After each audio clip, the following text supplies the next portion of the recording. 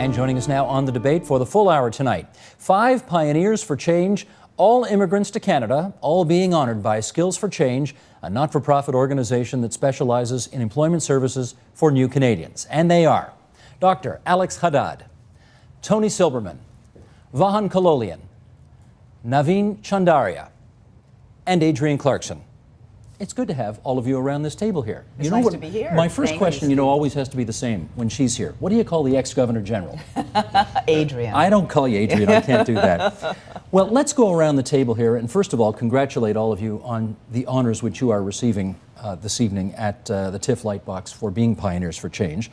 And I want to go around the table and just, let's do the following.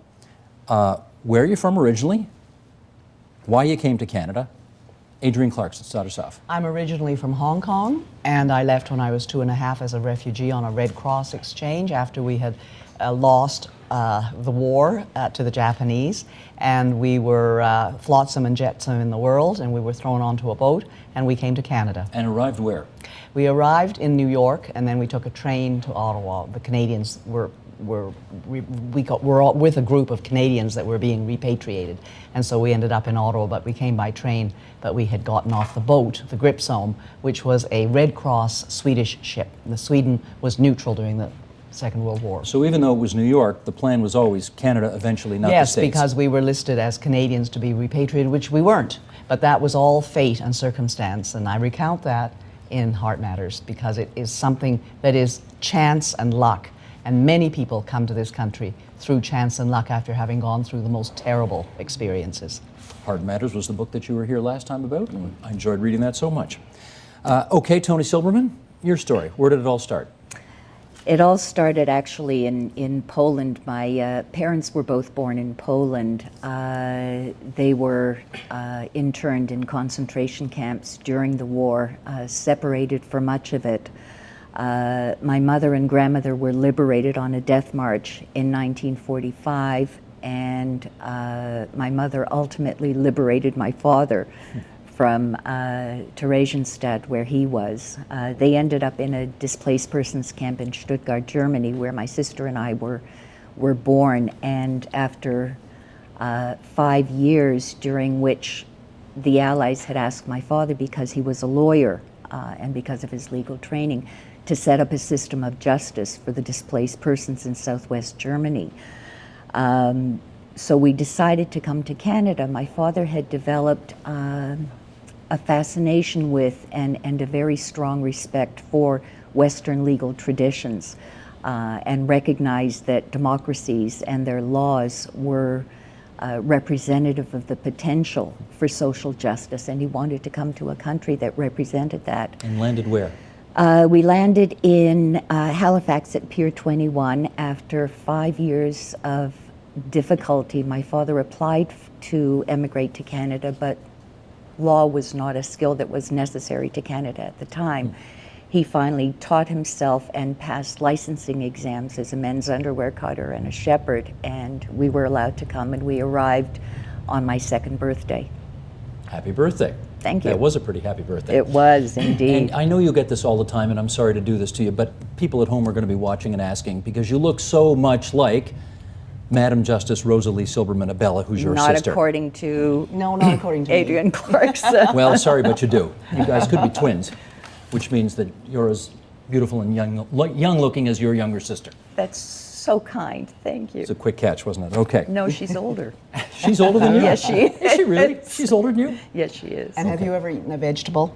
Because she's never eaten a vegetable in her life, and she looks wonderful. I know. It's a genetic thing in our family. Yeah, good. Okay.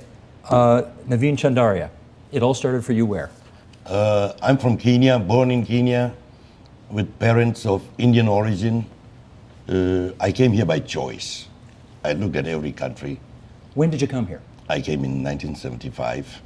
So you were old enough to make your own decisions. I was 37 years younger, just married about a year ago prior to that, and watching how Idi Amin was behaving next door.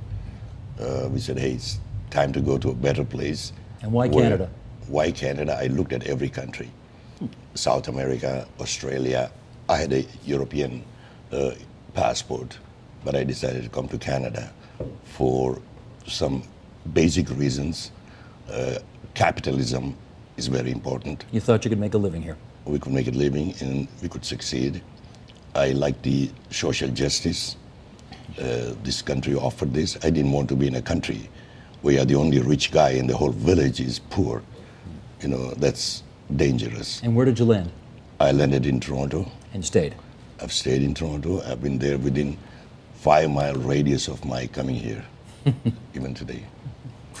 Vahan Kalolian, it all started for you, despite the sound of your last name. It didn't start in Armenia for you, did it? Well, very well put. I was born in Egypt, but the chapter in Egypt was kind of already half read, in the sense that my great-grandparents and my grandparents, at that time children, those who survived the genocide perpetrated by the Ottoman Turks against the Armenians, they ended up in Egypt in 1915. Egypt at that time had devolved from the Ottoman Empire and was a British protectorate, so it was a desirable place to be. So my parents' generation and my generation, and my family being myself and my sister, we were all born in Egypt. And in the late 50s, early 60s, there was a sense of unease in terms of some of the developments, mostly nationalistic, both economic nationalism and ethnic nationalism, that my parents and many of our relatives felt uncomfortable. So why did they decide on Canada? Well, interestingly enough, they applied to the U.S. and it wasn't proceeding. Then they applied to Canada, and we found ourselves in Canada in 1962. So you were how and old? 6 months after landing in Canada, their number in the U.S. came up. And I remember my parents having that very conversation, saying, no, Canada's made us feel very welcome, but we're staying, for which I'm, as a child at that time of 9, I was very happy about. And they knew that 6 months after landing here, they knew that this was home. They felt a certain level of comfort for many of the reasons that have been explained by my fellow panelists, that the sense of social justice, the openness of the society, the personal safety, these are all things that made us feel welcome. Alex Haddad, it started for you where? Started in Colombia. I was born in the Atlantic coast of that country and went to England for 1 year. Ended up staying 5 years at Oxford. Was studying pain relief, palliative medicine, did my PhD and got an invitation to come to Canada for a year. So I had no intention of staying here. What was the invitation to do? It was to come to McMaster University to do some work on how to use the best available knowledge from research to guide decisions, and McMaster was the best place in the world to do that. And it sounded interesting to come for a year and then go back to England or to Colombia, and it happened in 1995, and the country hasn't been able to get rid of me yet. So 1 year's turned into 17. How did that happen? Well, at the end of that year, I got an offer that I couldn't refuse. Sounds like But The Godfather. it started great because the first day we arrived here, and I think that was something that is very consistent with the other stories. At 9 p.m., we arrived in the middle of January, minus 20 degrees, from Colombia at plus 40. So we had 60 degrees in 1 day to endure with 2 kids. At 9 p.m., the doorbell rang. I opened the door. My boss is there with his wife on a Sunday with a cake, saying, "Welcome to Canada." So that day we realized that there was something very special about this place. There is something special, and I'd just like to pick up on how we feel coming here. When we arrived in 1942, there is a law on the books in Canada called the Chinese Exclusion Act of 1926, which meant that it was specifically aimed at excluding Chinese from coming to Canada. But we arrived in Canada, we were completely unknown, we had nothing, we had 1 suitcase each. And nothing, and yet we were taken in immediately by people. People, looked after us. People took us to enroll my brother and me into school. My brother in school, I was too young at the time. They brought food. They did all kinds of things for us, and that I think people never forget. That incredible kind of outgoing decency of Canadian people. While you have the floor, former Madam Gigi, I want to play, throughout the course of our discussion tonight, snippets from films that have been made about each of you for the Pioneers for Change honor that you're going to receive. And, well, let's just play. Here's Adrienne Clarkson on film. Roll tape, please. I was taking piano lessons, but I never spoke of music to Miss Jameson, she of the patch over one eye and the swollen left arm that intrigued me more than playing chords. That wasn't music. That was piano lessons, which, like ballet, would prepare me to live a civilized life in this new world where we found ourselves, and where someone might just ask me to play the happy farmer. That's a little snippet of what I think is a 5 or 6 minute long piece, and I don't know how you looked at the camera all that time without flinching, but you do. You ever done this before? Well, no, on it was camera? easy. We were matched with different young filmmakers. And of course, for my days in television, I love nurturing new talent. And the young woman who was doing this said, I have this idea, we'll just look at you while you read this thing on voiceover. And so I said, sure, let's go with it. And so that's what we did. And when I looked at it afterwards, I thought, well, that's an interesting idea. And I love that. I like to encourage people to do things that are cutting edge, and I think she did it. It worked very nicely. Now, the title on that was Survival. And that's where I want to go with the next bit of our discussion here. How confident were you when you came over here as a little kid that you would in fact survive this ordeal? I think we were confident because my father had been born in Australia. We are part of the Chinese diaspora for 3 or 4 generations. My great-grandparents went to what is now Suriname, was Dutch Guiana. The Chinese go everywhere, right? And they were called the Jews of Asia because they were not usually liked in a lot of places, and they were often discriminated against, but they went anyway because they wanted to make money and make their way of life. My mother had grown up for 10 years in what was then Java, then Indonesia. They met in Hong Kong, which was a British colony, and that was one of the fortunate things for us, is that we certainly spoke very good English, and my mother's education was, and my father's education was in English.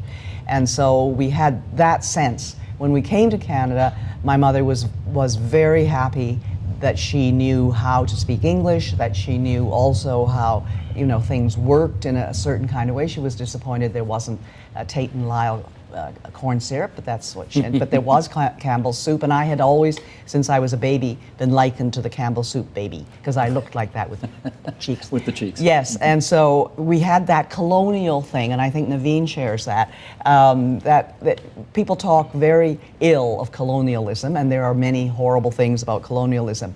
But one of the things that it did for the disbursement of populations is it often gave people a kind of bare, medium level, we come from this particular place, what Egypt was. There was a kind of feeling that there was, the language, and we knew we would survive, because my father said, everything has been taken away from us. This is the earliest thing I remember from him.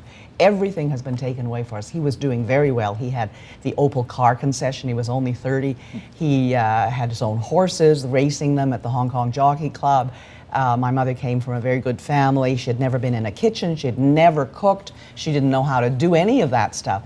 And he said, it doesn't matter. We will go out. We will work. If we have to be cleaning people, we will do that. But you will go to university. You will do everything. And I never in my life ever thought that we wouldn't. And I knew in my heart of hearts that if my parents had to take food out of their own mouths and put it in ours, and that they would do that, and that we would survive, and that it was our duty to survive, and our sense of what we were as a family, that we would survive. Tony, I want to ask you the same question, because you also were a little kid when you first came over here. Right. This notion of surviving this ordeal. Any doubts about Canada in that regard? There wasn't. My parents had almost a pathological belief and hope in Canada's generosity. Canada, as far as they knew, was a land of immigrants. It purported to love immigrants, and they had the confidence that we would survive. They were well aware that it was going to take effort, and they were diligent in those efforts. And my father worked diligently to struggle to make a living, and my mother scrimped and saved so that we would have a measure of security. But the survival was not the instinct. I think when you survive something as horrendous as the Holocaust, I'm not sure where they found the strength. I'm not sure where that unshakable courage came from. But it led the pathway towards adaptation, towards survival, towards success and achievement. But there was always that underlying expression of gratitude that this country has provided a venue and an avenue for the achievement of the next generation. Vahan, you ready for your clip? By all means. Here's what it looked like on film for you. Roll tape, please. The whole opportunity of coming to Canada, and I give my parents full marks on this, it was presented to us, to myself and my sister Nairi, as an adventure. You know, you come from a country where you play in a closed-off front yard in your home. You don't have this sense of freedom, and here we felt that we could truly explore, run around, ride our bikes. Acceptance, belonging. How did this country do in making you feel those things? Well, from my perspective, and I must say that as a 9-year-old, as I look back and as an adult recognize the hardships that my parents had to endure, I had an easy ride. I mean, as I said in the clip, you know, they made it an adventure, and the sense of belonging started very much at home. And now I didn't speak English; I'm still working on it, and so that was an adjustment. But nevertheless, you know, within a relatively short period of time, say 18 months or 2 years, you know, my English started coming along, and the school environment became very central to our lives, and our lifestyle was such that, and again, it was, I think, good planning on my parents' part. My father was in the tool and die business, and he had a small plant on one side of a street that was commercial on one side and residential on the other, and our house was literally across the street. And my sister and I would come home for lunch, and we'd have our lunch, and my parents would come home for lunch, and then we'd go our separate ways. In the evening we'd come and we'd help out in the shop, and so that the team, as a foursome, the force was very strong. And from that came the strength of the family and the security and the confidence. Naveen, I wonder if the experience was somewhat different for you because you were not an invisible minority, if I can put it that way. You are a visible minority to this country, and when you first came here, there were many fewer numbers of people who looked like you. I wonder whether that made being accepted or feeling like you belonged here more difficult. As I said earlier, I came here by choice. Living in Kenya, watching north, you're seeing Sahara. Watching on the east side or west side, you're watching the tyrant Idi Amin, and I saw how the people were kicked out overnight. So that brought a special kind of feeling that, hey, it's time to pack up and go to a place where survival is going to be much easier. So I look one step further. I look at Canada and say, this is greatest country. Has got snow, which basically is important for survival, water. Usually not the first thing people put on their list of great things about this place, but okay. I could see that, and this black gold underneath, the two most important ingredients for survival. And next to us, within 600 miles radius, we had the 60% of the United States, 2/3 of North American population, great for business. I didn't know a single person when I came to this country. Now, the reason I'm wearing this is to share with you what it was like when I came here. So I tried it today again, wore this. I don't wear this to the work every day. And went to Tim Horton, walked around on the street, a young street just north of Eglinton, and wanted to see the reaction of the people. And? Let me tell you, I was so impressed.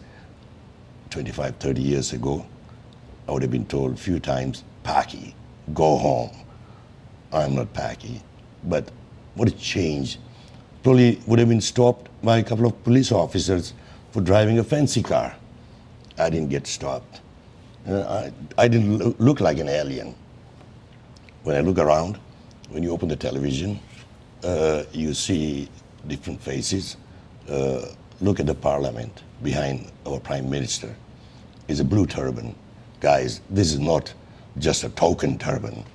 This is what the prime minister is saying, hey, he's extending his arm, come over, welcome. basically connectivity is my strength, and he's trying to connect into the community through that special turban. So my experience has been good. Didn't know anybody when I first came to this country. You know lots of people now. And Me- lots of people know you now. More I don't know importantly. about that. Well, but I do. I certainly do. Thank you. Alex, did you ever feel like an outsider when you came here?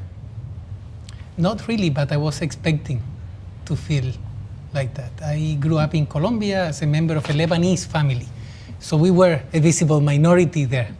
Then I went to England, and we were clearly outsiders there. I think I was the first Colombian in a college that was more than 700 years old. And people would ask me, when are you going home? When I came to Canada, the most frequent question is, why don't you stay? And I was seeing diversity all around me, probably in the most dramatic way for the first time in my life. Everybody was from somewhere else and somehow felt at ease here. So the sense of belonging was almost immediate, but it was our diversity what made me feel very much part of the place. You have the teensiest, weensiest bit of an accent. Did that affect you at all? No, some people find it quite romantic. You have the Spanish touch. You know, Steve, we're talking about Canada, and clearly you have 5 great fans of this country around the table. And I say unequivocally to both our children, who are now 26 and 24, that it is truly the greatest country in the world. But we shouldn't lose sight of the fact that there was a time when, notwithstanding being received with a cake when you arrived and so on, that, and I heard it from my father, who held 3 jobs in 6 months, because he kept coming home and saying, they keep telling me I need to have Canadian experience, and he just didn't. So, which forced him, which wasn't hard in his case, to pick up an entrepreneurial line of work, set up his own shop, and he grew it, and he was successful. But there was a time when, especially around Toronto, it was a very, white Anglo-Saxon world. And today, that has changed in many ways, including the attitudes of the establishment, so to speak, and the white Anglo-Saxons. And that's what truly today makes Canada a beacon in the world in terms of acceptance and Alex, building follow on. up? Yeah, but we still have challenges. The only thing that didn't make me feel like I belonged here was my inability to work as a doctor. I was practicing in England at Oxford, and I came here and my knowledge was recognized. I was even invited to give lectures at the very college that would not give me the license to support the development of guidelines on how to manage pain in Canada and in Ontario in particular, and the same college would say, we cannot let you practice. I was even asked to take a test of written English. I had written books already. I was asked to take a test of spoken English, and I was giving lectures all over the place. And it took me 4 years. And there are many people like me who don't have the opportunity to feel that sense of belonging because of the barriers that are presented to them, particularly if they belong to regulated professions. And it's interesting to point out, I always like to point this out to the general public, that the regulated professions that we have such problems with are the self-regulated professions. Yeah, this is not government dictate. This is not government. This is them. No, don't say to the government, let us have more doctors coming from Hyderabad University or whatever. It's not about that. It's about the guilds that doctors have made for themselves. Canadian Medical Association, or the engineers, certainly lawyers. I was a lay bencher on the Law Society of Upper Canada for a number of years before becoming Governor General, and I have to say that from the inside there, this is a guild, like something in the 14th century that made gold. They hold it because they know there's power in it, and there's of course money in it. Because if the pie is only divided up in a certain number, and you can regulate that number, it is a cartel, as Alex says. Let me share to elaborate her point. I have been on the other side receiving these immigrants, creating jobs. In fact, at peak, we used to employ about 500 immigrants. You want to just explain to people, take a few seconds, tell everybody what you do? Okay, I started businesses after coming here. Bought a small fire log company, Northland Fire Log, which we sold about 5 years ago, which became world's largest fire log company. 12 competitors. From 12 competitors, we brought it down to one competitor left. What'd they pay you for the company? Not enough. I worked too hard, but I didn't get paid enough. So I was employing, and I was quite shocked, and sometimes there were tears to watch. There were PhDs, there were doctors working on the production lines, there were engineers.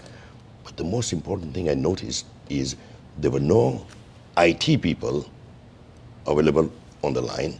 There were no other professions which are basically closely kind of, it's a club.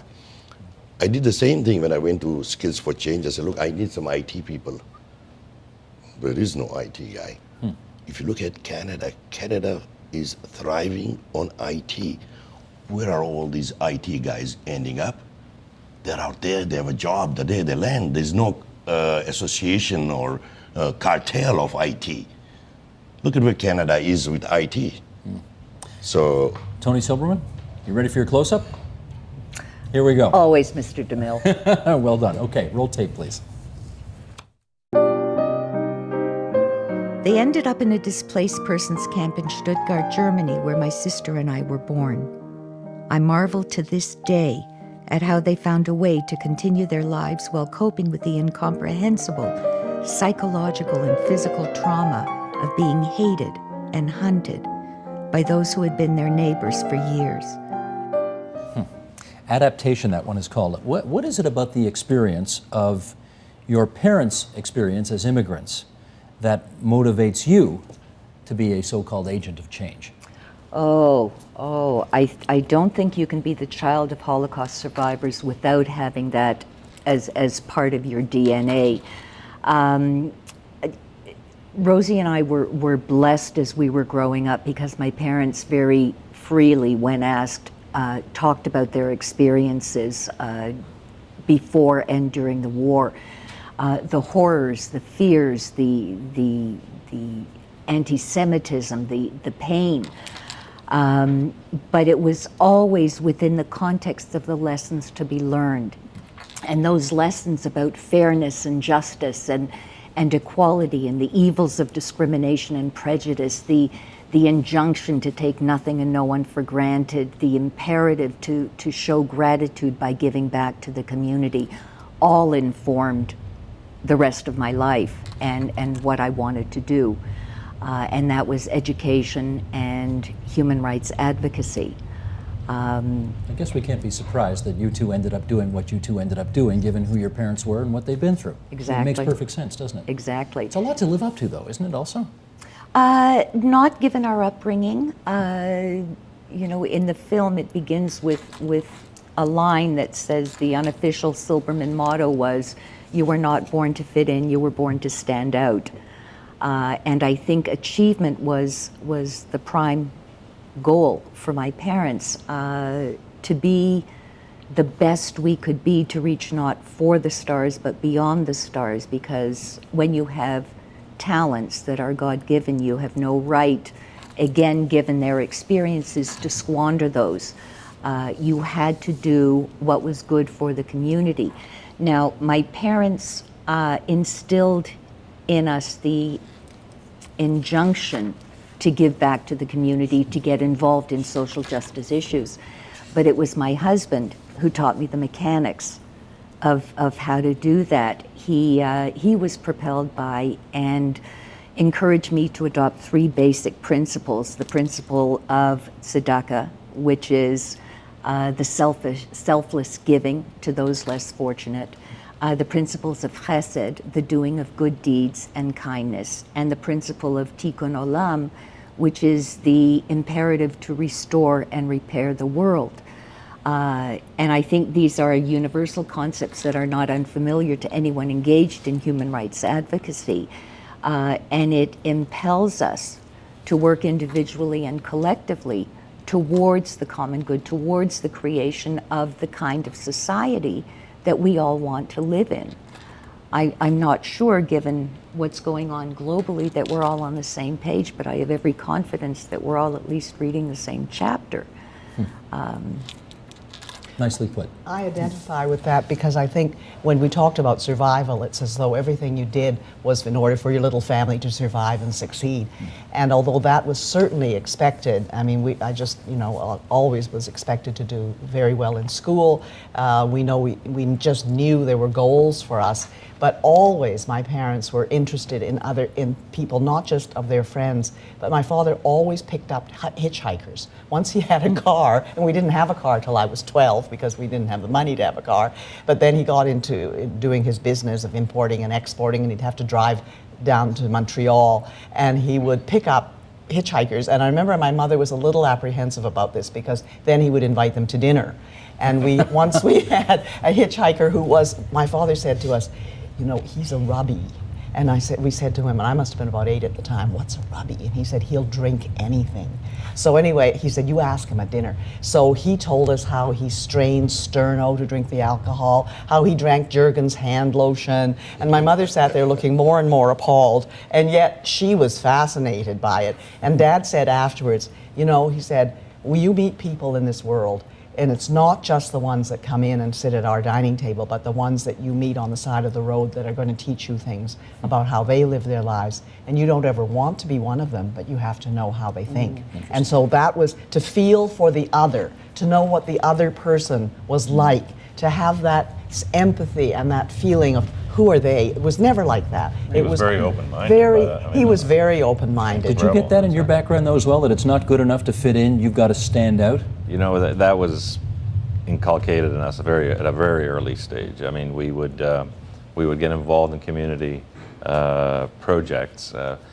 Being an Armenian, the Armenian community was the first community that, as a family we attached ourselves to. So there were many projects that were undertaken there by my parents, and of course we were drafted into the project whether we liked it or not.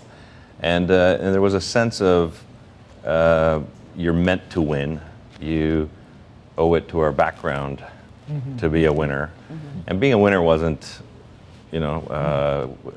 spiking the ball, so to speak, and it wasn't necessarily self-promotion. It was winning at striving to be the best. Be the best you can be. Be the best you can be and contribute. Gotcha. Alex, you ready for your close-up? Here we go. Alex Haddad, roll tape, please. How would we live our lives if we were fully aware that we are mortal? What if we realized that we're going to die sooner than we think? What if we accepted it? I feel that we would be liberated. Liberated to concentrate on what is meaningful to us. Acceptance leading to liberation. How did that work for you?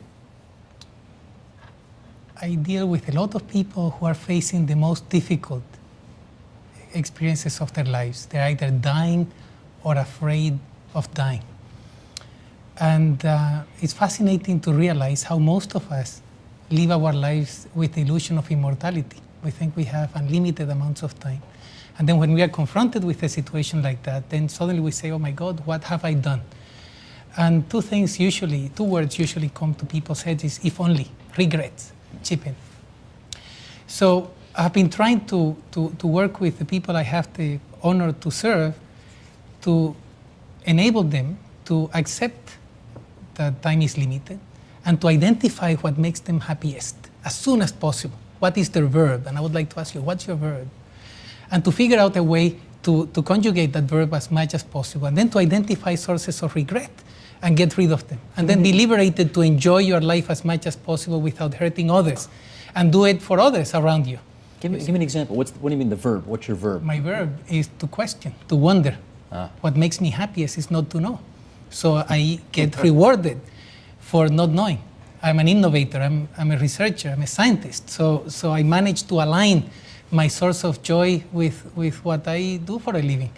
Other people say to write, others to persuade, you see, others to travel.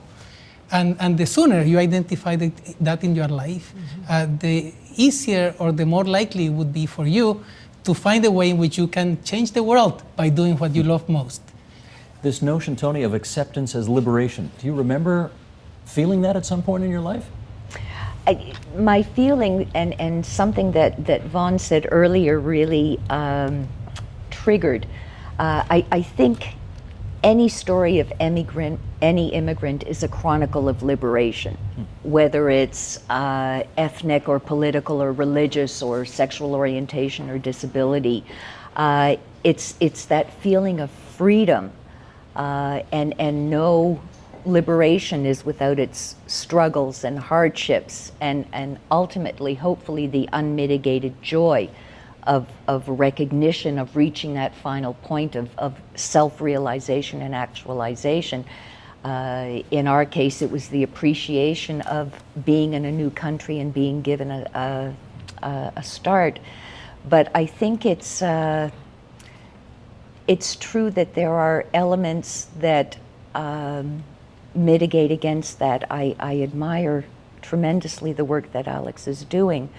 And I think on a macrocosmic level, you can also apply that to the immigrant situation. I'm glad you're saying that, because even at a bigger level, we as a species are bound to die. We will not last forever. It may be 5 years, 50, 500, or 5,000. And if we accept that, then we might be able to liberate ourselves, to ensure that we have the best possible life, all of us, together, you see, rather than trying to hoard resources and erect barriers and prevent us from enjoying the opportunity that we have in the world. Madam Clarkson. What's so wonderful is that we're all alive, but we are all mortal. But you know, I often, when I give a speech, I'll say, I'll preface it by saying, you know, I'm saying something to you because everyone in this room will be dead in 100 years. And there's often an intake of breath. You know? They don't realize it. You know, or people think, no, not me, you know, or I'll live forever. Or only the movies, yeah, or that's only right. to somebody exactly. else. And the other thing is that when we have come to a new country and left other things behind, even if it was all taken from us and it was hard and so on, we were given the ability to transform. And we have become something different than we would have been had we stayed where we were. I mean, your father was a legal person, and he might have continued that in where he was, and you might have grown up in that way. But would Rosie Abella have been, you know, on the Supreme Court of, you know, of Poland? Would I have become Governor General? Never. I mean, there's no other place there is. You know, if we'd gone to Australia, maybe, although they haven't had anybody ethnic as a Governor General so far. The New Zealanders have. They've had a Maori, but they haven't had an immigrant. And I think my life, and I know this from my father, before he died, and he was 95 and right in good condition, I said, what do you think would have happened to us if we'd gone, if Hong Kong had just gone on and there hadn't been a war? And he said, well, I would have sent you to the United States to you. He said, I always dreamed for you that you'd go to Vassar. Because he'd read some article somewhere, and he thought a good female university, and he had this little girl, and she was quite clever, and you know, she was only 2, but he dreamt of Vassar. So I would have been sent abroad from HongOng to go to Vassar. Maybe I would have married an American. Adrienne maybe you would have become president. No, because I wasn't born in the United States. Well, could have been Secretary of State. It could have been Secretary of State. But that sort of thing is really important, the transformation. We wouldn't be what we are. Good point. I mean, just as an aside, that in itself is a bit of a distinction. I mean, you don't have to be born in Canada to be Prime Minister. Right. Yeah. So it's built into the DNA of our Constitution, of our legal framework, of our civil rights, that immigrants are the fabric as much as those who are 3rd and 4th generation. Okay, Naveen, time for your close-up, sir. Roll tape, please. I want people to feel that I'm approachable. They can talk to me honestly in total transparency. He came to Canada in the mid-70s as a visible minority and not only built businesses, but built great political connections and great social networks. Unless you seem to have had a fabulous time of it ever since as soon as you got here, you started to set up these businesses, you didn't know anybody, you became rich. I saw the film, your family looks fantastic, you seem to all love each other. This sounds like too good to be true. Is this story too good to be true? It's in my DNA to connect with people. And I knew that before I came here. Things when I came here were different. Today they're different. In order to do business with Toronto, unless you belong to a certain club, you wouldn't be able to do the business. Fortunately, all my businesses were built south of the border. Whereas when I look at it today, it's a global economy. You to do business in Toronto with Walmart, you better belong to Bentonville Club. And these clubs in Toronto or Ottawa or Montreal were closed shop. Okay, in which case, how good is this country at helping immigrants use whatever connections they've got to make a go of it? We have a long way to go. One greatest resource we have is the connections of the immigrants with the country from where they came from. No other country has it. I'll give you an example. If you had my friend over there as a ambassador to Colombia, just imagine, here's a local Colombian who comes from a very reputable family, very wealthy family. Overnight, he could just be there, pick up the phone, and start doing the business. And yet, I know, but we hear this all the time, that this country ought to be firing on all cylinders because of our connections all over the world, and yet we still sell 85% of everything to the United States. It doesn't seem to happen. Well, it has changed somewhat since I came here, but we still have a long way to go. And it's very simple. People do business with people they trust, they like. For a Canadian, I don't mean to be in any derogatory way, but white Canadian putting on a business suit and go to India and just try and filter into that environment with the businesses, establishment, it's not as easy as if you send an Indian who wears Indian clothes, speaks a language, culture, and he can do it overnight. Well, Vaughn, let me get you to pick up on that. Do we exploit the connection that our immigrants presumably have to other countries around the world to make this country as firing on all cylinders as it should be? Well, if I may, let me just address the question that you tabled a moment ago, which was how are we doing? Are we capitalizing on the strengths of the immigrants that come to this country and so on? And the short answer is, in my opinion, that as a country, on a relative basis, Canada is the best. Canada has it figured out. We no longer talk about, is it appropriate to be a multicultural country? We have it. So the answer is, let's use it.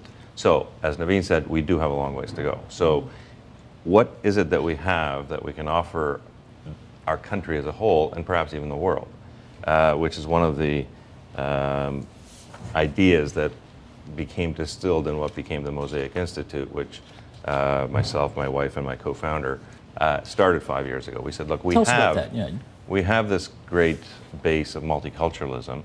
Let's use it. So the essence was, and if I may personalize it for a moment, having been brought up as an Armenian, even though you come from a peace-loving family, you're almost through osmosis, you're taught to hate Turks. And I came to a point when in my adulthood I said, I don't want to hate Turks. Within Canada, I feel a safety that I can reach out to a Canadian Turk or a Canadian of Turkish origin, and we can perhaps build a dialogue on what divides us. And that became the essence of the Mosaic Institute when we finally realized this isn't just an Armenia-Turkey situation. We have India-Pakistan, we have Israel-Palestine, we have the Sinhalese and the Tamils. So the Mosaic Institute is now a crucible of bringing together ethnic communities in Canada whose homelands have conflict. And it's not just to have dialogue, but to perhaps pull on these resources and the knowledge of these ethnic communities and develop policy so that our Canadian foreign policy starts to reflect the reality that the ethnics feel. Alex? Oh, sorry. Naveen, There's some and then Alex. areas I think the change will come. I hope some do faster than others. Like look at the boards of major banks, insurance company. It does not reflect what Canada is all about. Look at the faces. Still overwhelmingly white and male. Yes, and those are the important areas. So hopefully some bank will take a lead and show it to the immigrants, guys, or Canada, or the world. Hey, we are Canada. Let me, at the risk of embarrassing you here, forgive me, a former governor general, don't they get asked on all sorts of boards of directors from coast to coast, big companies and that kind of thing? I mean, that's tradition, isn't it? And don't you therefore sit on a bunch? Well, no, I don't sit on any boards because I feel, I have a personal feeling about that. I feel that having been Governor General, I don't take any political stances whatsoever, and I only follow things that I really believe in. Like, that's why I started my Institute for Canadian Citizenship. That's what I believe in, Canadian citizenship. And that brings in all the things that we've been talking about. And Mosaic is part of that too, that kind of belief, which is that you want people to be Canadian and feel that they're fully members of this society. And so I wanted to give all my time to that. If you start doing a whole lot of boards, by the time you've filled that all up, and you know, often people will go on a board for something of which they know nothing because it's prestigious or whatever, and I just don't want to do that. But okay, I get that. But it's seeing not a face that looks like yours on a board of a big bank in this country might do a young Asian kid growing up in some poor neighborhood in Toronto a lot of good. I think by being Governor General, I did that. Okay, you know, by being Governor General, I did that. And I, not only for an Asian kid, but all the letters I got from children. That's why, you know, I wanted people to belong to this country, because I got kids, you know, who were Portuguese, kids who were Jamaican, who wrote to me and said, now I think I could become Governor General, because I was the first immigrant to be Governor General, and I think it's terribly important, and I take it very, very seriously. And at the Institute, the reason why I think it's great to come from the places that we've come from, and we understand it, and we speak languages, and all of that sort of thing. But it is very important that the people coming here feel that they do belong to the whole history of this country before they got here. The whole history of this country, and that's what my institute tries to do through its Cultural Access Pass. We give access free for 1 year to new Canadian families and up to 4 children to over 1,000 institutions in Canada. All the best places. The ROM, the AGO, all ROM, these the great places. AGO, the Vancouver Aquarium, Pier 21, all of this. So you can go and see that this history and this country is what you belong to now as their adopted child. Alex. And to complement that, we can change the world, because we tend to think inwardly. Yes. Okay? Boards of our banks and all that. We have the world within this country. 220 different ethnocultural communities. I represent the University Health Network. Our vision is global impact. Right. And I had the opportunity to create the Center for Global Health Innovation and convene a network in more than 90 countries. And we use Canada and the GTA in particular as a petri dish, where we can do things that no other country can. We can do experiments on how the future of the health system in China would look like in ways that not even the Chinese can. And yet, when you get an email from somebody in Colombia who says, should I emigrate to Canada, what do you tell them? Don't. Unless you have a don't. job or have a lot of money or are going to be killed there. But if you're a professional in a field that is regulated in Canada, stay away until we can change I'd like to understand what you mean by that. When you get an email, you say don't categorically, Now or I do. only you say that no, don't to doctors from No, Colombia? to people who belong to regulated professions. I Yes. said, unless you have a job offer. Right, but And, to a businessman who's a coming to businessman look say, for... absolutely. And here you can do a lot of, if you have money, and you can, Or in if you fact, have good buy ideas. your landed immigrant status. Now, he didn't say that. What if you got a good idea? Would you say come to Canada? It depends. Depends. Then what we are trying to do is use our networks. I just want to To make sure that facilitate If it is a physician, what say you're don't saying come. reflects what you Physician, believe, nurses. because I know what you believe, and I know how highly you regard Canada. Yeah. I just want to make sure that, to pick up on You don't Steve's want them to question, go I through don't you don't want want to come and this suffer, horrible because even when subject. but we your came- comment is directed at the professions primarily. regulated professions. Yeah. If you are a Regulated refugee, profession. if you are in danger, Yeah. or if you are a business person. I'm just looking with out for your resources. reputation. I just don't want you to send the wrong No, message. I understand That's all. exactly But what he if means. you're a great product, come to Canada. Yeah. Yes. Business. It's not regulated. Yeah. You can thrive. Right. So he's referring to regulated Well, professions. let me ask the businessman this question, because they used to say, if you want to know how to start a good small business in Canada, come with a big one and just wait a little while. Is that still the truth? I don't think so. No? You can still make a good living, make a good go of it as an immigrant here. Yes. Come to Canada, focus on the markets where there's opportunities, make this a base, and expand and export. And of course, what we have here is good public education for children. So any immigrants coming here will realize that their children can go to school. I mean, that's one of the huge things about Canada, that that made it possible for us as a family. Anyway, the public education, and I see it all the time now through the Institute, because we hold our special citizenship ceremonies in these wonderful public schools with dedicated teachers who are doing more than just teach the 9 to 5 and the curriculum. They're doing choir and extracurricular and all of this, and they are acculturating children, and that's our citizens of tomorrow. But they also bring home the message to their families that this is what it's like to be Canadian, to sing in a choir, to do all of these, to play these kinds of sports, to play hockey, to learn to swim, to do all of that. And I think that's so important. Alex and Tony. Yeah, at the same time, when we look at the distribution of poverty, child poverty in Canada, the group that has the highest prevalence are the children of recent immigrants, which happen to be the wave with the highest levels of education. So more than kids with disabilities or kids from First Nations. So we have to do something about it, because we are transforming a brain drain for other countries into a brain waste here. And we should be converting it into a brain gain for everybody. So our talent that we have brought from other parts could reflect to the world at large. Again, I want to insist that we have the opportunity to improve things beyond our borders. But even in poverty, the children are getting an education. Agreed. Mm-hmm. Tony, you wanted to say? And I think the logical next step to that education is the realization that it's a long and winding road from immigration to integration.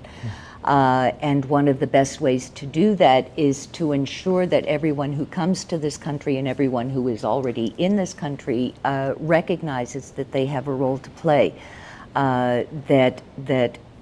And I think back to my days at the Human Rights Commission, where the spirit of mutuality was so prevalent, and that was the creation and nurturing of a climate of understanding and mutual respect, so that each person feels part of the community and is able to contribute fully to the well-being and development of that community.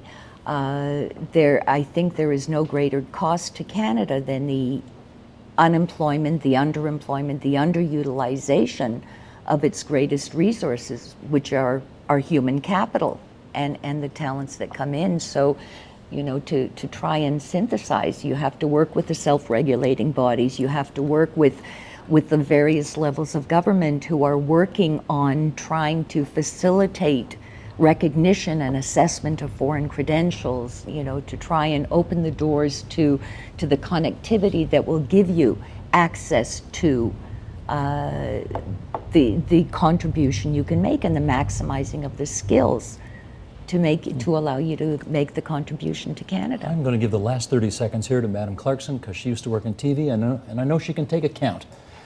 So it's a great country, but still lots to do, I guess, eh? There's lots to do, but you know, I think that we all represent areas where people are attempting to do things now. And there's all these organizations. And I know that for our institute, what we are looking for is how to make people feel that they are part of everything that we accept as Canadians as being part of us. That, you know, you can go to the national parks now. That cultural access pass takes you free to national parks and to various provincial parks. That everybody is going to be together in that sense, and that more and more we will say to people, and that will have a reflection on the people who've been here for some time, look, new citizens are taking their role very seriously as citizens. What about you, who've been around for a long time? I told you she was a pro. Thanks, all of you. It was a great pleasure to have all of you on the program and to meet you all. Alex Haddad, Adrienne Clarkson, Vahan Kalolian, Neilchandaria, Tony Silverman. Congratulations, you pioneers for change. Well done. Support Ontario's public television. Donate at tvo.org.